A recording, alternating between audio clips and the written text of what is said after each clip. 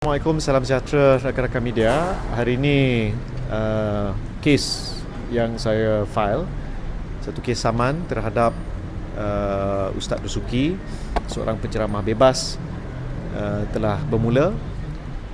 Dia berkait dengan yang pada mulanya satu kes, satu posting dalam Facebook, yang mana kes itu telah diselesaikan semalam.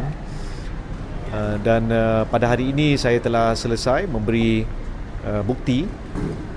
So evidence in chief sudah selesai, examination dan cross examination pun sudah selesai. Saya sebagai saksi pertama, dan saya serahkan kepada peguam-peguam saya untuk meneruskan. Pada masa yang sama, saya ingin ambil kesempatan untuk memberi sedikit maklum balas. Semalam selepas selesai dua kes daripada tiga dalam hal ini, yang pertama dengan Ahmad Fauzan, yang kedua dengan Wan Azri, dan yang ketiga dengan Ahmad Dusuki.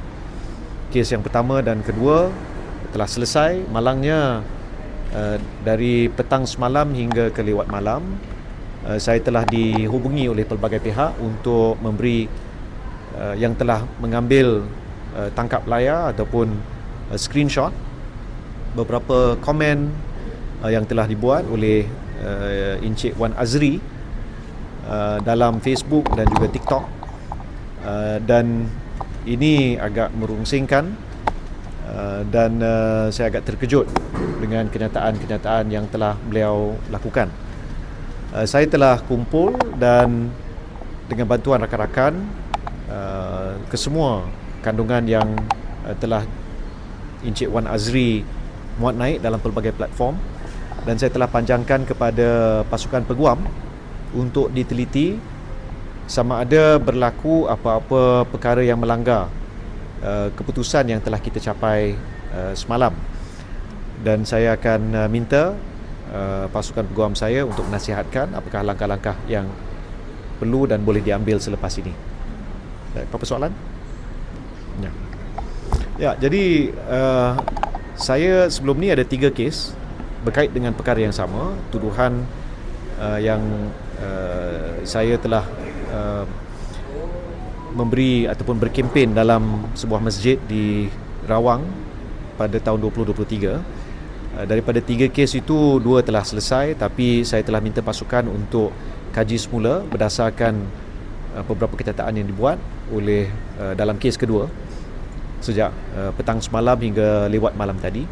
Manakala bagi kes ketiga, kita jangkakan dalam masa sehari dua ini beberapa saksi lagi akan dipanggil untuk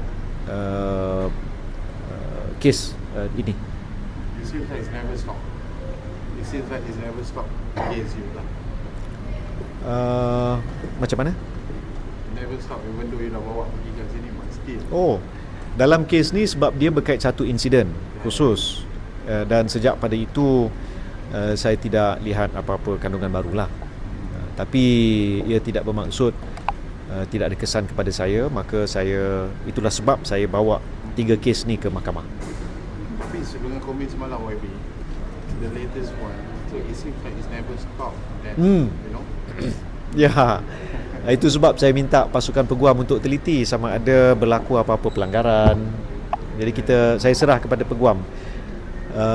Mereka memberikan bayangan awal, tapi saya minta hari ini fokusnya adalah kepada kes yang ketiga, dan kita mungkin buat keputusan dalam masa yang terdekat.